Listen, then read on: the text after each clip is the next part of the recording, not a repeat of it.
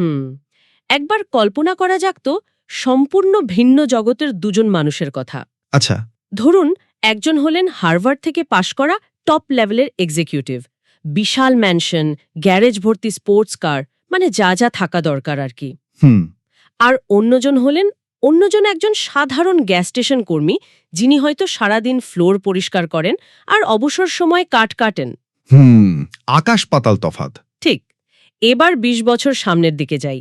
সেই Harvard genius পুরোপুরি দেউলিয়া, আর ওই সাধারণ দারোয়ান সদ্য মারা গেছেন এবং যাওয়ার আগে চ্যারিটিতে ডোনেট করে গেছেন পাক্কা $8 মিলিয়ন। আরে, শুনলে একদম সিনেমার গল্পের মতো মনে হয়, তাই না? একদম তাই। কিন্তু ব্যাপারটা হলো এটা একদম বাস্তব ঘটনা। আর এই দুটো জীবনের বৈপরীত্যই আসলে আমাদের ফাইন্যান্স নিয়ে সবচেয়ে বড় মিথ বা ভুল ধারণাটা ভেঙে দেয়। মানে ওই যে আমরা সবসময় ভাবি টাকা জমানো বা সম্পদ তৈরি করা মানেই হলো একটা হার্ড সায়েন্স বা অঙ্কের খেলা। হ্যাঁ, ঠিক বলেছেন। মানুষ ভাবে যে প্রচুর আইকিউ আর প্রাতিষ্ঠানিক শিক্ষা থাকতেই হবে। অথচ বাস্তবতা কিন্তু সম্পূর্ণ ভিন্ন। আর্থিক সাফল্যের সাথে মানুষের বুদ্ধিমত্তার চেয়ে তার ব্যক্তিগত আচরণের সম্পর্ক অনেক বেশি গভীর। আর এটাই হলো আমাদের আজকের এই গভীর আলোচনার মূল বিষয়। চমৎকার। মর্গান হাউসের বিখ্যাত বই দ্য সাইকোলজি অফ মানির দারুণ সব কনসেপ্ট নিয়ে আমরা আজ কথা বলছি। আমাদের মূল মিশন হল দীর্ঘমেয়াদী আর্থিক সাফল্যের সাথে আমাদের মনস্তাত্ত্বিক আচরণের সম্পর্কটা ঠিক কোথায় সেটা আনপ্যাক করা। রাইট। মানে আমরা দেখব যে সম্পদশালী হওয়ার জন্য আসলে জিনিয়াস হওয়ার কোনো দরকার নেই, বরং ধারাবাহিকতা আর ইগো নিয়ন্ত্রণ করাটাই হলো আসল গেম চেঞ্জার। ঠিক বলেছেন। আমাদের ওই এক্সিকিউটিভ আর গ্যাস স্টেশন কর্মীর গল্পটাতেই যদি ফিরে যাই, এই দুটো চরিত্র কিন্তু আসলেই বাস্তব। সত্যি। হ্যাঁ, ওই হার্ভার্ড এক্সিকিউটিভের নাম ছিল রিচার্ড ফুসকোন আর গ্যাস স্টেশন কর্মীর নাম রোনাল্ড রিড। কিন্তু তার আগে আমি আরেকটা চমকপ্রদ গল্প বলি। একজন অত্যন্ত প্রতিভাবান টেক এক্সিকিউটিভ ছিলেন, যিনি ওয়াইফাই রাউটার ডিজাইন করে খুব অল্প বয়সেই কোটিপতি হয়েছিলেন। ও আচ্ছা, মানে মেধায় কোনো ঘাটতি ছিল না। একদম না। কিন্তু তিনি বন্ধুদের সামনে শো অফ করার জন্য হাজার হাজার ডলারের সোনার কয়েন কিনে স্রেফ মজা করার জন্য প্রশান্ত মহাসাগরে ছুঁড়ে ফেলতেন। ভাবা যায়। হ্যাঁ, শুধু তাই নয়, হোটেলে একটা বাতি ভাঙা নিয়ে সামান্য তর্কে জড়িয়ে তিনি ম্যানেজারকে $5,000 বান্ডেল ছুঁড়ে মেরেছিলেন। My goodness. তো তার এই ঔদ্ধত্য তাকে শেষ পর্যন্ত কোথায় নিয়ে যায় জানেন? কয়েক বছর পরই তিনি পুরোপুরি দেউলিয়া হয়ে যান। অবিশ্বাস্য। রিচার্ড ফুসকোনের ক্ষেত্রেও তো প্রায় একই ঘটনা ঘটেছিল, তাই না? ঠিক। মেরিল লিঞ্চের এক্সিকিউটিভ হয়েও তিনি 2000 সালের মাঝামাঝি সময়ে 18,000 বর্গফুটের একটা বিশাল বাড়ি বানান। 18,000? হ্যাঁ, সেই বাড়িতে 11টা বাথরুম, 2টো লিফট, সব মিলিয়ে শুধু রক্ষণাবেক্ষণেই মাসে প্রায় $90,000 খরচ হতো। বাপরে। এবং 2008 সালের অর্থনৈতিক মন্দায় তার পুরো ক্যারিয়ার আর সম্পদ তাসের ঘরের মতো ভেঙে পড়ে। আর ঠিক উল্টো দিকে আছেন আমাদের ওই রোনাল্ড রিড, একদম। যিনি কিনা 25 বছর বয়স থেকে একটা গ্যাস স্টেশনে কাজ করেছেন। 38 বছর বয়সে মাত্র $12,000 দিয়ে একটা ছোট্ট 2 বেডরুমের বাড়ি কিনেছিলেন এবং সারা জীবন সেখানেই কাটিয়েছেন। অথচ 2014 সালে 92 বছর বয়সে যখন মারা যান, তখন দেখা যায় তিনি $8 মিলিয়ন মালিক। বিশাল ব্যাপার। এবং রোনাল্ড রিডের এই বিপুল সম্পদের রহস্য কোনো লটারি জেতা বা পৈতৃক সম্পত্তি পাওয়া ছিল না। রহস্য ছিল দীর্ঘমেয়াদী মিতব্যয়িতা আর ব্লু চিপ স্টকে নিয়মিত সঞ্চয়। রাইট। দশকের পর দশক ধরে তিনি নীরবে তার সঞ্চয়কে কম্পাউন্ডিং বা চক্রবৃদ্ধি হওয়ার সুযোগ দিয়েছিলেন। রাইট। এখানে একটা ব্যাপার খুব স্পষ্ট। আচ্ছা, একটু থামাই এখানে। আমি যদি তর্কের খাতিরে একটু ডেভিলস অ্যাডভোকেট হিসেবে চিন্তা করি। হ্যাঁ, বলুন। Ronald Read million million dollar জমিয়েছেন ঠিকই, কিন্তু সারা জীবন তিনি ওই ছোট্ট বাড়িতেই কাটিয়েছেন, কাঠ কেটেছেন। তিনি কি আসলে তার ওই সম্পদের কোনো আনন্দ উপভোগ করতে পেরেছিলেন? Good point. মানে ব্যাংকে $8 মিলিয়ন রেখে মারা যাওয়া আর জীবনে কখনো একটা ভালো ছুটি না কাটানো, এটাই কি আমাদের চূড়ান্ত লক্ষ্য হওয়া উচিত? এটা খুব চমৎকার একটা প্রশ্ন। রোনাল্ড রিডের জীবনযাপন হয়তো চরম পর্যায়ের মিতব্যয় ছিল, যা সবার জন্য আদর্শ নাও হতে পারে। রাইট। কিন্তু তার গল্পটা থেকে আমরা যে লেসনটা পাই তা হলো মেকানিজম বা পদ্ধতিটা।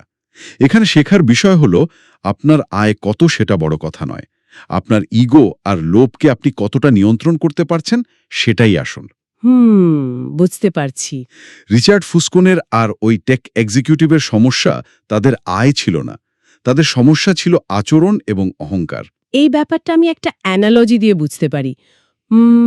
আর্থিক জ্ঞান বা ফাইন্যান্সিয়াল লিটারেসি হলো অনেকটা গাড়ির ইঞ্জিন কিভাবে কাজ করে তা জানার মতো। চমৎকার। কেউ হয়তো খুব ভালো মেকানিক্যাল ইঞ্জিনিয়ার, কিন্তু আর্থিক আচরণ হলো রাস্তায় নিরাপদে গাড়ি চালানোর স্কিল। একজন মানুষ যত বড় ইঞ্জিনিয়ারই হোক না কেন, হ্যাঁ, রাস্তায় যদি সে ইগো নিয়ে বেপরোয়াভাবে গাড়ি চালায়, ট্রাফিক রুল না মানে, তাহলে অ্যাক্সিডেন্ট হবেই। ফুসকোন হয়তো ফিন্যান্সের বড় ইঞ্জিনিয়ার ছিলেন, কিন্তু তার স্টিয়ারিংয়ে নিজের ইগোর ওপর কোনো কন্ট্রোল ছিল না। একদম পারফেক্ট একটা অ্যানালজি। আর রোনাল্ড রিড হয়তো ইঞ্জিন সম্পর্কে কিছুই জানতেন না, কিন্তু তিনি খুব সাবধানে রুলস মেনে ড্রাইভ করেছেন। আসলে ফাইন্যান্স, ফিজিক্স বা ম্যাথের মতো কোনো বিষয় নয়, এটি পুরোপুরি একটা সফট স্কিল। মানুষ কি জানে তার চেয়ে সে কিভাবে আচরণ করে, সেই সাইকোলজিটাই নির্ধারণ করে সে লং টার্ম গেমে টিকতে পারবে কিনা। এখানেই সবচেয়ে আকর্ষণীয় বিষয়টা চলে আসে, মানুষের এই আরও চাই মানসিকতা। আমরা যদি রজত গুপ্ত বা বার্নি ম্যাডফের মতো মানুষদেরকে দেখি, রজত গুপ্ত একসময় $100 মিলিয়ন মালিক ছিলেন। 100 মিলিয়ন! বিশাল অঙ্ক। মানে একটা মানুষের জীবনে যা যা প্রয়োজন তার সবই তিনি ওই টাকা দিয়ে মেটাতে পারতেন। কিন্তু তারপরেও কেন তিনি ইনসাইডার ট্রেডিংয়ের মতো অবৈধ পথে গেলেন? একজন মানুষ $100 মিলিয়ন থাকার পরেও কেন সবকিছু ঝুঁকিতে ফেলে দেয়? এর পিছনের মনস্তাত্ত্বিক কারণটা হলো মুভিং গোলপোস্ট আর সোশ্যাল কম্প্যারিজন। আচ্ছা। রজত গুপ্ত বা তার মতো মানুষরা যখন মিলিয়নিয়ার হন, তখন তারা বিলিয়নিয়ারদের সার্কেলে ঢুকতে চান। মানুষের ব্রেন সবসময় চারপাশের মানুষদের সাথে নিজেকে তুলনা করে। ও রাইট। যখন নিজের কাছে যা আছে এবং যা প্রয়োজন তার জন্য এমন কিছুকে ঝুঁকিতে ফেলা হয় যা আসলে তার প্রয়োজনই নেই, তখনই পতন ঘটে। মানে ইগো আর লোভ মানুষকে আক্ষরিক অর্থেই অন্ধ করে দেয়। কিন্তু শুধু লোভ তো নয়, দৃষ্টিভঙ্গিও তো একটা বড় ফ্যাক্টর, তাই না? এক একজন মানুষের টাকার প্রতি দৃষ্টিভঙ্গি তো এক এক রকম হয়। হ্যাঁ, মানুষের দৃষ্টিভঙ্গি তৈরি হয় তার বেড়ে ওঠার পরিবেশ এবং অভিজ্ঞতার উপর।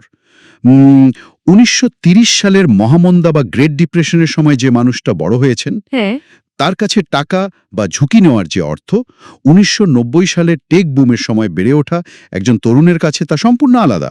একদমই তাই। একজন হয়তো সবসময় টাকা লুকিয়ে রাখতে চাইবে, আর একজন চাইবে সব টাকা স্টার্টআপে ঢেলে দিতে। কিন্তু দৃষ্টিভঙ্গি যাই হোক না কেন, জীবন এবং সম্পদে ভাগ্য এবং ঝুঁকির বিশাল একটা প্রভাব রয়েছে। ভাগ্য এবং ঝুঁকি। হ্যাঁ, যেমন ধরুন বিল গেটস আর তার বন্ধু কেন্ট ইভান্সের ব্যাপারটা খেয়াল করলে বোঝা যায়। বিল গেটস আর কেন্ট ইভান্স দুজনেই তো সমান মেধাবী ছিলেন। কম্পিউটার নিয়ে দুজনেরই তো সমান প্যাশন ছিল। ঠিক। বিল গেটসের ভাগ্যে মিলেছিল সফলতার চূড়ান্ত রূপ, তিনি বিশ্বের শীর্ষ ধনী হলেন। কিন্তু কেন্ট ইভান্স? কি হয়েছিল তার? তিনি হাই স্কুলে পড়ার সময় পর্বতারোহণে গিয়ে দুর্ভাগ্যজনকভাবে মারা যান। ও গড! একই মেধা, একই প্যাশন, অথচ চরম দুটো ভিন্ন পরিণতি। ভাগ্য আর ঝুঁকি আসলে একই মুদ্রার এপিটোপিট। আপনি জীবনে যতই প্ল্যান করুন না কেন, এমন কিছু ঘটনা ঘটতে পারে যা নিয়ন্ত্রণের বাইরে। এখানেই চলে আসে মার্জিন অফ সেফটি বা ভুলের সুযোগ রাখার কনসেপ্টটা। আচ্ছা, এই মার্জিন অফ সেফটি কথাটা আমি সাধারণত ইঞ্জিনিয়ারিংয়ে শুনি। তাই? হ্যাঁ, যেমন একটা ব্রিজের উপর দিয়ে হয়তো দিনে 5 টন ওজনের গাড়ি যাবে, কিন্তু ইঞ্জিনিয়াররা ব্রিজটা বানানোর সময় 10 টন লোড নেওয়ার ক্যাপাসিটি দিয়ে বানান, রাইট। যাতে কোনো অপ্রত্যাশিত চাপ আসলেও ব্রিজটা ভেঙে না পড়ে। ফাইন্যান্সেও কি এই একই সাইকোলজিক্যাল বাফার কাজ করে? হুবহু একই লজিক। আপনি ক্যাসিনোর কার্ড কাউন্টার্সদের কথা ভাবতে পারেন। আচ্ছা। পেশাদার জুয়ারিরা হয়তো খুব ভালো কার্ড খেলতে পারে, পরিসংখ্যানগতভাবে তাদের জেতার সম্ভাবনাও বেশি, কিন্তু তারা জানে যে কোনো সময় একটা ব্যাড লক বা খারাপ সুইং আসতে পারে। হ্যাঁ, জুয়া তো আনপ্রেডিক্টেবল। তাই তারা সবসময় হাতে অন্তত 100 বেস ইউনিট ফান্ড আলাদা করে রাখে। এই ফান্ডটা হলো তাদের বাফার। ও, বুঝতে পেরেছি। আপনি যতই কনফিডেন্ট হন না কেন, আপনার পোর্টফোলিও বা সঞ্চয়ে এমন একটা অংশ থাকতেই হবে যা শুধু খারাপ সময়ের জন্য, কারণ ভবিষ্যৎ পুরোপুরি প্রেডিক্ট করা অসম্ভব। তার মানে দাঁড়াচ্ছে ধনী হওয়া আর ধনী থাকার মধ্যে আকাশ পাতাল তফাত। একদম। কেউ হয়তো বড় কোনো ঝুঁকি নিয়ে বা একটু ভাগ্যের জোরে ধনী হয়ে যেতে পারে, কিন্তু ধনী থাকার জন্য তো এই বাফারটা মেনটেন করতে হবে। মানে আমাদের কি শুধু ভবিষ্যতের জন্য অন্ধভাবে আশাবাদী হলেই চলবে, নাকি একই সাথে প্রতিটি পদক্ষেপ নিয়ে প্রচণ্ড প্যারানয়েড বা খুঁতখুঁতে থাকতে হবে? এটাই হলো সবচেয়ে বড় সাইকোলজিক্যাল প্যারাডক্স। ধনী হওয়ার জন্য দরকার সাহস, ঝুঁকি নেওয়ার ক্ষমতা এবং প্রবল আশাবাদ। আর ধনী থাকার জন্য? ধনী থাকার জন্য ঠিক উল্টো জিনিসটা দরকার। দরকার মিতব্যয়িতা আর এক ধরনের ভয় বা প্যারানয়া, যে কালকেই আমি সব হারাতে পারি। এটাকে বলা যায় সার্ভাইভাল বা টিকে থাকার লড়াই। জেসি লিভারমোরের গল্পটার কথা মনে পড়ছে এই প্রসঙ্গে। হ্যাঁ, 1929 সালে সেই ঘটনা। ঠিক স্টক মার্কেট ক্র্যাশের সময় যখন সবাই নিঃস্ব হয়ে যাচ্ছিল, তখন তিনি মার্কেট শর্ট সেল করে একদিনে প্রায় $100 মিলিয়ন সমপরিমাণ অর্থ কামিয়েছিলেন। বিশাল একটা ব্যাপার। কিন্তু এই বিশাল সাফল্যই তার ব্রেনে একটা ভয়াবহ ডোপামিন লুপ তৈরি করেছিল। মানে? একদিনে এত টাকা কামানোর পর তার মনে হতে শুরু করল যে তিনি অজেয়। তিনি মার্কেটকে পুরোপুরি প্রেডিক্ট করতে পারেন। চরম সাফল্যের পর মানুষের রিস্ক অ্যাভার্শন বা ঝুঁকি এড়িয়ে চলার প্রবণতা কমে যায়। ও আচ্ছা। অতিরিক্ত আত্মবিশ্বাসী হয়ে তিনি এরপর আরও বড় বাজি ধরতে শুরু করলেন। ভেবেছিলেন তিনি মার্কেটকে নিজের হাতের মুঠোয় নিয়ে এসেছেন। তারপর কি হলো? ফলাফল? মাত্র কয়েক বছরের ব্যবধানে তিনি সব হারিয়ে ঋণগ্রস্ত হয়ে পড়েন এবং শেষ পর্যন্ত আত্মহত্যা করেন। কি মর্মান্তিক! মানে এক্সট্রিম সাকসেস আমাদের ব্রেনকে একটা মিথ্যা নিরাপত্তার অনুভূতি দেয়। জর্জ সোরসের একটা বিখ্যাত কথা আছে না, হ্যাঁ, ওই যে আপনি সঠিক না ভুল তা গুরুত্বপূর্ণ নয়, বরং সঠিক হলে আপনি কত টাকা পান এবং ভুল হলে কত টাকা হারান সেটাই আসল। এক্স্যাক্টলি। ভুল হলে কত টাকা হারান এটাই নির্ধারণ করবে আপনি গেমটায় টিকে থাকতে পারবেন কিনা।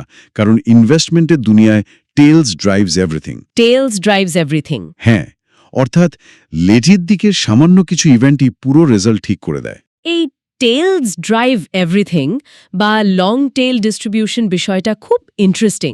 মানে আমরা তো সাধারণত ভাবি যে ওয়ারেন বাফেটের শত শত ইনভেস্টমেন্টের সবগুলোই বোধহয় সুপারহিট। হ্যাঁ, সাধারণ ধারণা এমনই। কিন্তু বাস্তবতা তো তা নয়। একদমই নয়।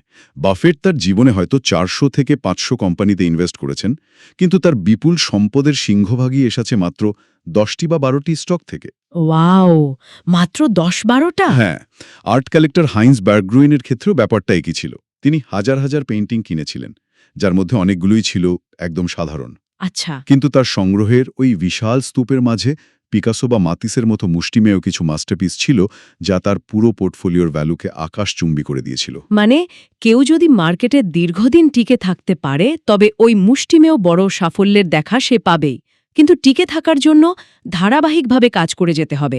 আমি একটা দারুণ হিসাবের কথা পড়েছিলাম। কি হিসেব? 1900 সাল থেকে 2019 সাল পর্যন্ত প্রতি মাসে যদি কেউ নিয়ম মেনে মাত্র $81 করে ইনভেস্ট করে, তবে তার রিটার্নটা আনবিলিভেবল হতে পারে।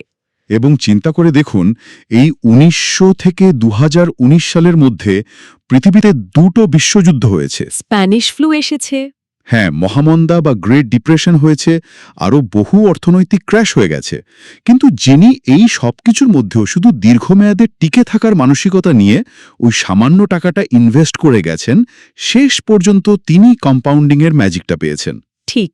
এর জন্যই দীর্ঘমেয়াদী আশাবাদ এবং স্বল্পমেয়াদী প্যারানয়ের মধ্যে ব্যালেন্স করাটা জরুরি। আশাবাদী হতে হবে যে দীর্ঘমেয়াদে মার্কেট ওপরে উঠবে, কিন্তু প্যারানয়েড হতে হবে যে কালকেই হয়তো একটা ক্র্যাশ আসতে পারে। তাই হাতে ইমার্জেন্সি ফান্ড থাকতে হবে।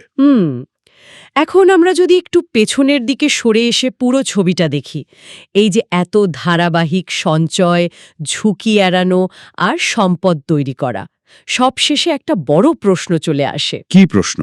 মানুষ এত কষ্ট করে সম্পদ জমায় কেন? এর চূড়ান্ত লক্ষ্যটা আসলে কি? এটা আসলে সাইকোলজির সবচেয়ে গভীর প্রশ্ন। অ্যাঙ্গাস ক্যাম্পবেল নামের এক গবেষকের একটা চমৎকার মনস্তাত্ত্বিক গবেষণা আছে। আচ্ছা। তিনি মানুষের সুখ নিয়ে গবেষণা করেছিলেন। তিনি দেখতে চেয়েছিলেন কোন জিনিসটা মানুষকে সবচেয়ে বেশি সুখী করে। আমি নিশ্চিত সেটা ব্যাংক ব্যালেন্স বা বাড়ির সাইজ নয়। ঠিক ধরেছেন। তিনি দেখলেন মানুষের সুখের সবচেয়ে নির্ভরযোগ্য সূচক তার ব্যাংক ব্যালেন্স বা তার চাকরির পদবি নয়। মানুষের সবচেয়ে বড় নির্দেশক হল নিজের জীবনের উপর নিয়ন্ত্রণ থাকা।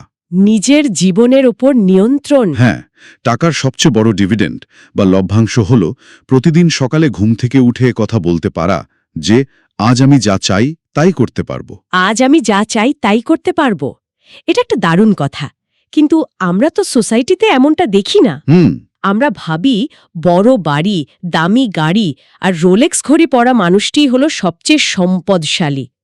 এই যে ম্যান ইন দ্য কার প্যারাডক্সের কথা বলা হয়, ও হ্যাঁ, এটা খুব দারুণ একটা কনসেপ্ট। মানে রাস্তা দিয়ে যখন একটা দামি ফেরারি বা পর্শে গাড়ি চালিয়ে কেউ যায়, আমরা কিন্তু ওই চালককে দেখে মুগ্ধ হই না। আমরা গাড়িটা দেখি আর মনে মনে কল্পনা করি, ইস, ওই ড্রাইভিং সিটে যদি আমি বসে থাকতাম তাহলে সবাই আমাকে দেখে কত মুগ্ধ হতো। একদম। চালক ভাবে সবাই তাকে দেখছে, কিন্তু আসলে মানুষ ওই গাড়িটাকে ব্যবহার করে নিজেদের ইগো স্যাটিসফাই করার স্বপ্ন দেখছে। একদম তাই। আর আধুনিক পুঁজিবাদ আমাদের প্রতিনিয়ত বোঝায় যে টাকা মানে হলো খরচ করার জিনিস। গায়িকা রিহানার একটা বিখ্যাত ঘটনা আছে। রিহানা? হ্যাঁ, বিপুল আয় থাকা সত্ত্বেও অতিরিক্ত খরচ আর বাজে ফাইন্যান্সিয়াল ডিসিশনের কারণে তিনি একসময় প্রায় দেউলিয়া হয়ে গিয়েছিলেন। সিরিয়াসলি? হ্যাঁ, তখন তিনি তার ফাইন্যান্সিয়াল অ্যাডভাইজারের নামে মামলা করেন। সেই অ্যাডভাইজার কোর্টে দাঁড়িয়ে একটা নির্মম সত্য কথা বলেছিলেন। কি বলেছিলেন? তিনি বলেছিলেন, জিনিসপত্র কিনলে যে টাকা শেষ হয়ে যায়, এই কথাটাও কি আপনাকে আলাদা করে বলে দিতে হবে? একটু পরিষ্কার করতে চাই, তার মানে কি এই যে আমরা কখনোই দামি গাড়ি বা ভালো জিনিস কিনব না, আমাদের কি চিরকাল কৃপণের মতো বাঁচতে হবে? না না, বিষয়টা কৃপণ হওয়া নয়। বিষয়টা হলো রিচ বা ধনী হওয়া আর ওয়েলদি বা সম্পদশালী হওয়ার মধ্যে পার্থক্য বোঝা। আচ্ছা। রিচ হওয়া হলো আপনার বর্তমান আয়ের বহিঃপ্রকাশ। কেউ মাসে লাখ টাকা আয় করে লাখ টাকাই খরচ করে ফেলছে দামি রেস্টুরেন্টে খেয়ে আর ব্র্যান্ডের জামা পরে, সে ধনী। কিন্তু ওয়েলথ বা সম্পদ হলো সেই জিনিস যা আপনি এখনো খরচ করেননি। তার মানে সম্পদ হলো ওই না কেনা দামি গাড়িটা বা না কেনা ডায়মন্ডের ঘড়িটা? এক্স্যাক্টলি। সম্পদ হলো এমন কিছু যা চোখে দেখা যায় না। ধনসম্পদ সঞ্চয় করার অর্থ কেবল ব্যাংকের অঙ্ক বাড়ানো নয়, এটি হলো নিজের জীবনের অপশনগুলো খোলা রাখা। আপনি অসুস্থ হলে চাকরি হারানোর ভয় না পেয়ে কিছুদিন ছুটি নেওয়ার ক্ষমতাটাই হলো সম্পদ। বসের আচরণ খারাপ হলে পরদিন দুশ্চিন্তা ছাড়া সেই চাকরি ছেড়ে দেওয়ার স্বাধীনতাটাই হলো সম্পদ। একদম ঠিক। জীবনকে নিজের শর্তে বাঁচার এই যে অপশন, এটাই হলো সত্যিকারের ওয়েলথ। আয় বাড়লেও নিজের লাইফস্টাইল ইনফ্লেশন না বাড়িয়ে সঞ্চয়ের হার বাড়ানোটা উচ্চ বেতনের চেয়েও অনেক বেশি কার্যকরী। আজকের এই আলোচনাটা সত্যি আমাদের দৃষ্টিভঙ্গি বদলে দেওয়ার মতো। আমরা দেখলাম যে আর্থিক সাফল্যের জন্য কত আইকিউ আছে বা কেউ কতটা বুদ্ধিমান, তার চেয়ে অনেক বেশি ম্যাটার করে ইগো এবং লোভকে কতটা নিয়ন্ত্রণ করা যাচ্ছে। একদম। রোনাল্ড রিডের মতো একজন সাধারণ মানুষ শুধু ধারাবাহিকতা আর আবেগের নিয়ন্ত্রণের জোরে হার্ভার্ড গ্র্যাজুয়েটদের হারিয়ে দিতে পারেন। আর আমরা এটাও জানলাম যে চরম সাকসেস কিভাবে আমাদের ব্রেনকে বিভ্রান্ত করে। ধনী হওয়া আর ধনী থাকার মনস্তত্ত্ব সম্পূর্ণ আলাদা। ধনী থাকার জন্য সার্ভাইভাল আর মার্জিন অফ সেফটি মেনটেন করা ছাড়া কোনো শর্টকাট নেই। রাইট। এবং সবচেয়ে বড় টেকওয়ে হলো সত্যিকারের সম্পদ কেনা দামি জিনিসগুলোর মাঝে লুকিয়ে নেই, বরং না কেনা জিনিসগুলোর মাঝে জমিয়ে রাখা স্বাধীনতার মাঝেই লুকিয়ে আছে। ঠিক। আজকের এই ডিপ ডাইভ শেষ করার আগে একটা প্রশ্ন সবার জন্য রেখে যেতে চাই। যদি সম্পদের আসল সংজ্ঞাই হয় স্বাধীনতা এবং নিজের সময়ের ওপর সম্পূর্ণ নিয়ন্ত্রণ, তবে সমাজের অচেনা মানুষদের মুগ্ধ করার জন্য দামি জিনিস কিনতে গিয়ে মানুষ নিজের জীবনের অমূল্য সময় কেন বিক্রি করে দিচ্ছে? ভাবার মতো একটা বিষয়। আমরা যদি আমাদের ফ্রি সময় বা অবসরকেই আমাদের সবচেয়ে দামি সম্পদ হিসেবে বিবেচনা করতে শুরু করি, তাহলে প্রতিদিনের খরচের হিসাবটা কেমন বদলে যাবে ভাবা যাক। ওই গাড়ির ইঞ্জিনের মতো শুধু হর্স পাওয়ার বাড়ালেই হবে না, জীবনের স্টিয়ারিংয়ে নিজের ইগোর ওপর নিয়ন্ত্রণটাও তো রাখতে হবে, তাই না? এই চিন্তার রেশ ধরেই আমাদের আজকের আলোচনা এখানেই শেষ করছি।